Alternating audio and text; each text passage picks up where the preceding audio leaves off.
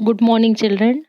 This is Vaishali Dubey from district Chhindwara, and now today we are going to discuss about 10th General English textbook, and we will discuss important extracts from the poems. We will discuss poem number 1, Light the Lamp of Thy Love, written by Rabindranath Tagore, and poem number 4, Children, written by H.W. Longfellow. Poem 1, Light the Lamp of Thy Love. Read the extract carefully and answer the questions given under them. यहाँ पर हमने एक extract लिए हैं आपके first poem light the lamp of the love से, और उससे रिलेटेड क्वेश्चंस हम नीचे सॉल्व करेंगे. Change my darkness to thy light and my evil into good. Touch me but once and I will change all my clay into thy gold. यहाँ पर जो poet है रविंद्रनाथ टैगोर, वे प्रार्थना कर रहे हैं ईश्वर से कि परिवर्तित कीजिए मेरे डार्कनेस यानी अंधकार को आपके प्रकाश से, और मेरी बुराई को आपकी अच्छाई से. मुझे स्पर्श कीजिए एक बार और मैं बदल जाऊं. All my clay into Dai gold. मेरे अंदर की संपूर्ण जो मिट्टी है वह आपकी सोने में कन्वर्ट हो जाए. ये लाइन से यहाँ पे questions. Name the poet of this poem. Answer होगा रविंद्रनाथ टैगोर. इस कविता को लिखने वाले पोएट का जो नाम है वह है Rabindranath Tagore. Light stands for. Light शब्द इस कविता में बताया गया है इलेक्ट्रिसिटी, इग्नोरेंस एंड नॉलेज. यहाँ करेक्ट आंसर होगा नॉलेज. लाइट यानी प्रकाश जो है वह ज्ञान का प्रतीक यहाँ पर बताया गया है. And next question. Darkness stands for night, Lord and ignorance लिखा हुआ है, और इसमें भी करेक्ट आंसर थर्ड ही होगा, इग्नोरेंस, जिसका मतलब होता है अज्ञानता. यानी अंधकार यानी डार्कनेस जो है वह अज्ञानता के संदर्भ में लिया गया शब्द है. सेकंड एक्सट्रैक्ट यहाँ पर देखेंगे. इन माई हाउस विथ दाइन own hands light the lamp of thy love. The transmuting lamp entrancing wonders are its rays. कवि कह रहे हैं कि इन माई हाउस मतलब मेरे हृदय में आपके हाथों से प्रेम के प्रकाश का दीप प्रज्वलित कीजिए, और इसकी जो कायाकल्प करने वाली वशीभूत करने वाला यह लैंप है, और इसकी अद्भुत जो है किरणें हैं.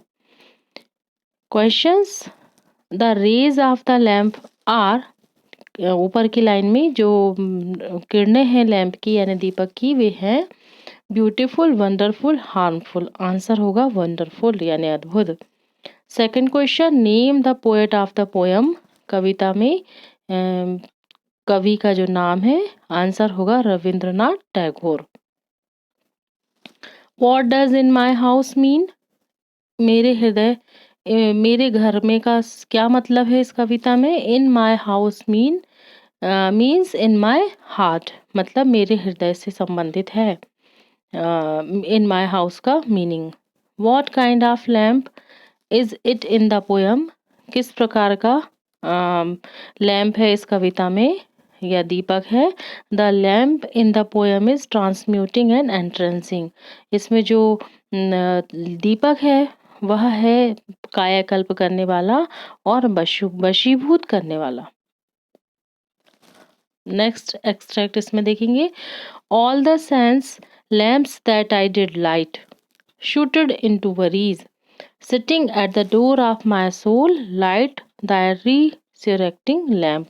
यहाँ पर कवि कह रहे हैं कि और जितने भी जो सभी इंद्रियों के दीपक जिन्हें मैंने जलाया है वे चिंताओं के कालिक से काली पड़ गई हैं. मेरी आत्मा के द्वार पर बैठकर तेरे प्रकाशमान छटा से मेरे जीवन को क्या आलोकित करो. अलौकिक मतलब प्रकाशित करो. यहाँ पर कवि का तात्पर्य है कि मेरी सभी इंद्रियों के दीपों को जिन्हें मैंने जलाया है वे चिंताओं के कालिक से काली पड़ गई हैं। मेरी आत्मा के द्वार पर बैठकर तेरी मतलब ईश्वर की प्रकाशमान छटा से मेरे जीवन को आलोकित कीजिए। यहाँ कवि ये कह रहे हैं। क्वेश्चंस देखेंगे। Name of the poem. Answer light the lamp of thy love. And what are the senses compare to. यहाँ पर इंद्रियों की तुलना किससे की गई है। Senses are compare to lamps that the poet lighted. उस दीपक से की गई है जिसे ईश्वर ने प्रकाशित किया। Synonyms of word soul in the poem. SOUL soul का समानार्थी शब्द पोयम के अकॉर्डिंग होगा स्पिरिट ऑफ द पर्सन, मतलब मनुष्य की आत्मा। Next question, write the central idea of the poem light the lamp of thy love. इसका केंद्रीय भाव लिखना है हमें। Light the lamp of thy love poem का आंसर के फॉर्म में हमने लिखा, Rabindranath Tagore praise to God to light the lamp of his love in his heart to remove the darkness of ignorance. कवि रविंद्रनाथ टैगोर प्रार्थना करते हैं ईश्वर से कि वे ईश्वर के प्रेम के प्रकाश का दीपक उनके हृदय में ईश्वर प्रज्वलित करे, ताकि उनके हृदय के अंधकार रूपी अज्ञानता को वे अपने हृदय से हटा सकें। The wonderful rays of lamp would transform evil into good, clay into gold and would free him from all worries of life that have been plaguing him।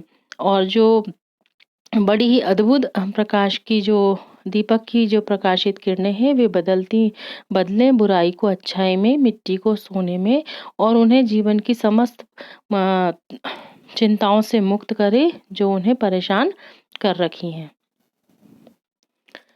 अब हम पोयम 4 चिल्ड्रन, जिसे SW लॉन्गफेलो ने लिखी हुई है, उनकी कविता को discuss करेंगे। इसमें जो एक्सट्रैक्ट आ सकते हैं एग्जाम में, read the extract carefully and answer the questions given under them. First here is, in your hearts the words and sunshine, in your thoughts the brooklets flow, but in mine is the wind of autumn and the first fall of snow। यहाँ पर जो poet हैं SW Longfellow, उन्होंने children यानी बच्चों के लिए कहा है कि बच्चों के हृदय में, हार्ट्स मतलब बच्चों के हृदय में पक्षी और सूर्य की चमक है, उनके विचारों में नदियों का प्रवाह है, पर मेरे अंदर क्या, पतझड़ की धुंध यानी विंड यानी हवा या आंधी है, और पहले हिमपात की बर्फ है। ये लाइन्स हुई। अब हम इसके क्वेश्चंस देखेंगे। In the hearts of the children there is, बच्चों के हृदय में क्या है, the moon and stars, the words and sunshine. हमने अभी पिछली स्लाइड में देखा था, वर्ड्स एंड सनशाइन। बच्चों के हृदय में क्या है, पंछी और सूर्य की चमक। Next question, in the thoughts of the poet are, कवि के जो विचार हैं उनमें क्या है, brooklets and second the wind of autumn. और अभी हमने पिछले साइड में देखा था पतझड़ की धुंध या आंधी। यही सेकंड आंसर इसमें भी सही है। Name of the poem, answer children. कविता का नाम चिल्ड्रन है। नेक्स्ट इसकी एक्सट्रैक्ट हम डिस्कस करेंगे। E R better than all the ballads that ever were sung or said, for ye are living poems and all the rest are dead। कवि कह रहे हैं वाई ई जो वर्ड यहाँ पर यूज किए हैं SW लॉन्गफेलो ने, वो बच्चे के लिए किए हैं। उन्होंने यू यानी तुम्हारे लिए या तुम के लिए ये शब्द प्रयोग किए हैं, और उन्होंने बच्चों को कहा है कि तुम जो है सभी बलाड्स यानी जो जीवन के गीत होते हैं उनसे बेहतर हो जो उन्होंने गाए थे, और दैट एवर बेयर संग और सेड, जो हमेशा गाए जाते थे या कहे गए। For E R living poems, और उन्होंने बच्चों को कहा है कि तुम ही जीती जागती कविता हो। All and all the rest are dead, और बाकी सब कुछ क्या है, मृतप्राय है, मृत्यु तुल्य है। अब क्वेश्चंस देखेंगे। YEE are better than all the poems, ballads, songs. Correct answer यहाँ पर हम फिल करेंगे ballads. Second question, YEE stands for the, YEE word जो है वो पोएम में किसके लिए है? चिल्ड्रन। आंसर होगा यहाँ पर children. Next question, name of the poet? SW Longfellow. Name of the poem? Children. Ballads means a song और पोएम, एक गीत या कविता। नेक्स्ट एक्सट्रैक्ट इसमें देखेंगे। Come to me O E children, कवि कह रहे हैं पास आओ मेरे ओ प्यारे बच्चों। For I hear you at your play, मैं तुम्हें सुनता हूँ जब तुम खेलते हो। And the questions that perplexed me, और वे प्रश्न जो मुझे हैरान परेशान कर रखते हैं, हैव वैनिस्ड क्वाइट अवे, वे मुझसे गायब हो गए बहुत दूर पूर्ण रूप से। Questions, poem is addressed to, कविता किसे एड्रेस की गई है, किसे संबोधित की गई है? Correct answer children. And perplex means to feel confused and anxious, मतलब एक संशय की स्थिति या तनाव, परेशान, परेशानी की कंडीशन ऐसे कह सकते हैं। Name of the poet? SW Longfellow. Question, write central idea of the poem children. Children कविता का केंद्रीय भाव लिखिए। The poet says that children spread joy and relieve us from worries of life. कवि कहते हैं कि बच्चे जो हैं वे खुशियां फैलाते हैं और हमारे जिंदगी की चिंताओं से हमें रिलीफ यानी मुक्त करते हैं, या हमें खुश भी करते हैं जिंदगी की चिंताओं से। They are careless happy looks are more valuable than the wisdom of books. उनकी जो बेपरवाही वाली खुशी होती है वह दिखाई देती है ज़्यादा कीमती बड़ी बड़ी बुद्धिमत्तापूर्ण किताबों में से ज़्यादा उनकी जो है वो चेहरे की खुशी है जो उन्हें उनमें दिखाई देती है। He compares them to the sweetest songs, और उन्होंने बच्चों को एक मीठे गीत से कंपेयर किया है।